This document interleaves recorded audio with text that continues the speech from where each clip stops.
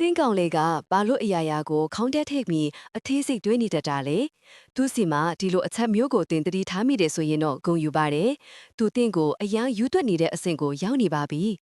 တင်ကဒီလိုတွေးမိနိုင်တယ်သူကအရန်စိတ်နူတာလားသူငါ့ကိုမယုံကြည်တာလားပေါ့မဟုတ်ပါဘူးသူအတွက်ဒါဟာယုံကြည်မှုနဲ့မဆိုင်ပါဘူးတင်ဟာသူ့ရဲ့ကဘာကြီးတစ်ခုလုံးထိနေလို့ပါ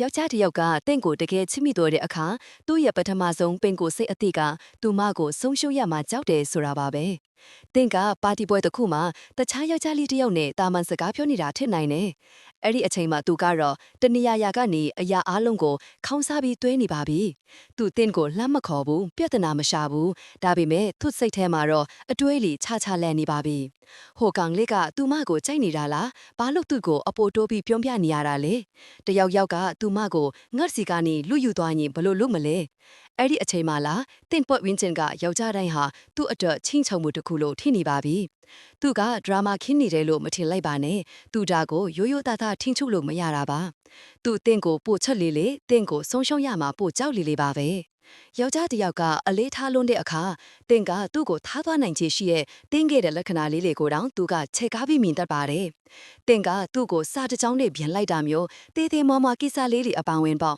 ။အရာအလုံးကအနာဂတ်အတွက်ကြောက်စိတ်တွေလို့ခံစားနေရတာပါ။ဒါကြောင့်သူ့ကိုစိတ်ရှုပ်စရာကောင်းတယ်လို့တောင်းမပြောလိုက်ပါနဲ့။ဒါဟာသူတင့်ကိုအချစ်လွန်းနေလို့ပါပဲ။သူ့ကိုသူမထင်းချုံနိုင်တဲ့အထိသူ့ရဲ့လုံခြုံစိတ်ချမှုတွေပျောက်ဆုံးသွားတဲ့အထိတင်းခဲ့တဲ့တန်တရားလေးတစ်ခုကတောင်သူ့ကိုတညလုံးအိတ်မပြော်စေနိုင်ခဲ့အထိပါပဲ။